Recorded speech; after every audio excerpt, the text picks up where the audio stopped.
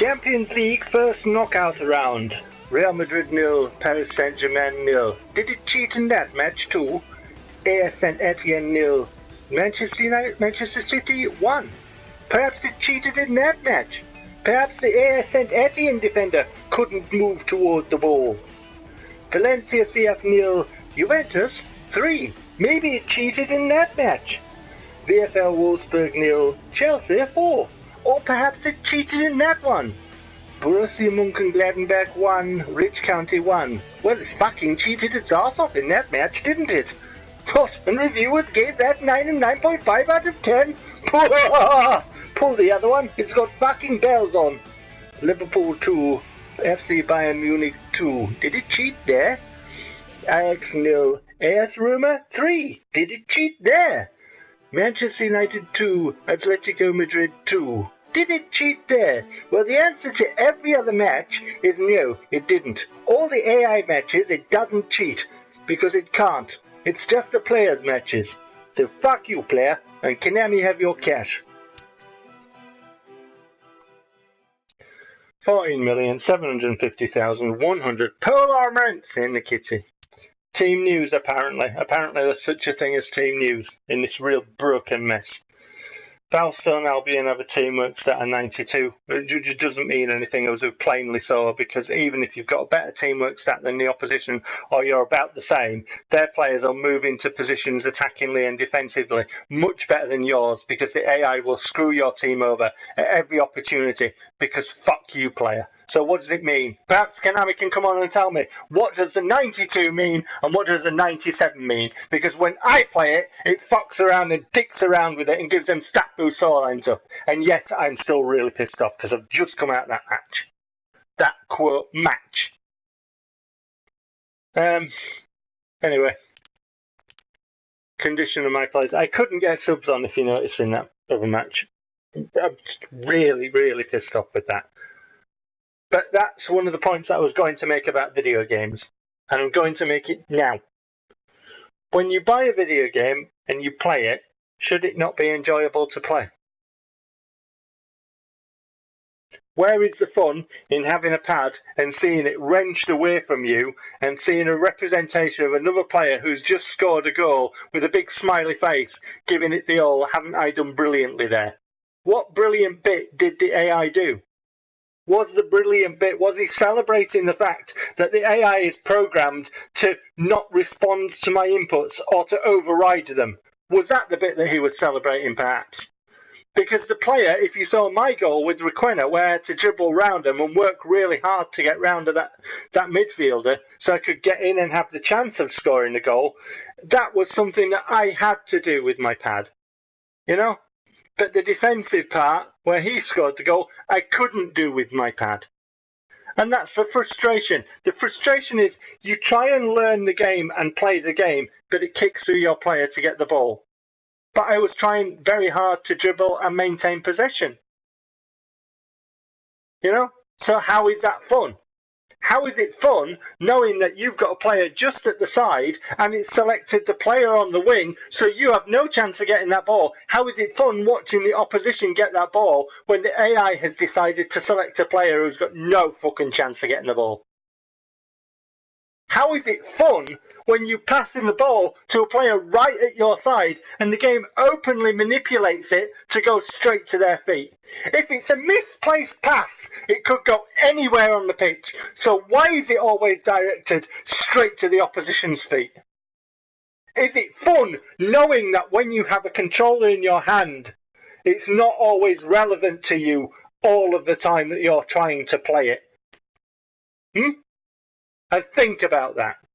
Because at £50, 50 odd quid a pop, whatever, and games are getting lots more expensive now. And I was looking through my games collection the other day, right? And in fact, I can see it now. I like Zelda the Wind Waker. It's a good game. It's a fun game. You know, whether it's technically as good as other Zeldas or whatever, whether it's as big as it should have been, you know, I don't know. But when I pick up the box, it's the gold limited edition box. I've got it in my hand right now. And it says, including 2 game bonus disc. Big Zelda the Wind Waker on the front of it. And above that, toward the right-hand side and top of the box, there's a different coloured square. And it simply says 10 out of 10.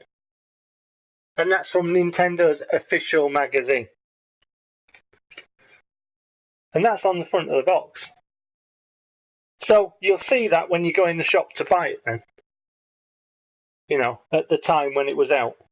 And that's the thing about review scores, is they're on the front of the boxes when you go and buy them. If that isn't advertising, tell me what is. And like I've said once, I've said twice, I've said 1,000 times, you have to pay for advertising. Constantly in reviews about PES, we're told how good it is. I'd like to ask a simple question. If it's that good, why didn't I enjoy that last match?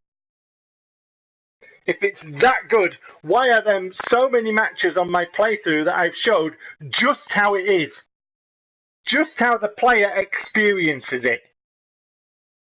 There is no covering it up. There is no, I'm not trying to present it to be exciting like other YouTubers I really could mention. They must go through the same shit as me.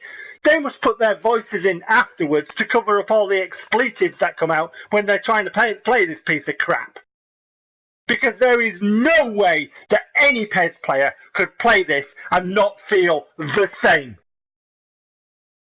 If you've got a pad in your hand and you can't feel how the game is being played, you might as well watch a film.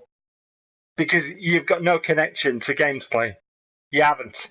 If you can't feel what's going on, if you can't feel it wrenching away, that you can move toward the ball, or you're not being allowed to move toward the ball. Do you understand what I mean? So if it's that good and it's that brilliant, why is it not fun? Why is it not fun to play? If the players are capable of misplacing passes, why do they always seem to go to the opposition? Straight to their feet. Because that's one I've never been able to work out. The only explanation I could possibly come to, and check this out, just throwing it out there, is the game gives it to them so that they can have the ball instead of you, because it's supposed to be a difficult match. Perhaps that. And perhaps with that nail hit squarely on the head and buried into the wood, we can move on. Yeah, I'm fuming.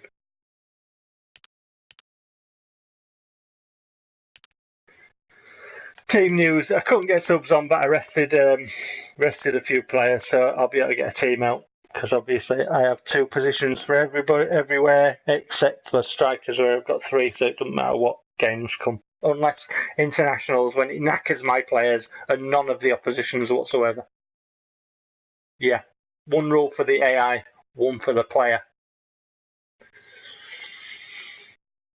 Unbalanced, broken piece of shit that doesn't let you control it all the time. If it's possible to give minus for a game, I give minus, because that is certainly not a game. And how anybody can professionally be paid to critique that 9 and 9.5 out of 10, perhaps they can explain it to me. Because I strongly disagree. Until next time, take care.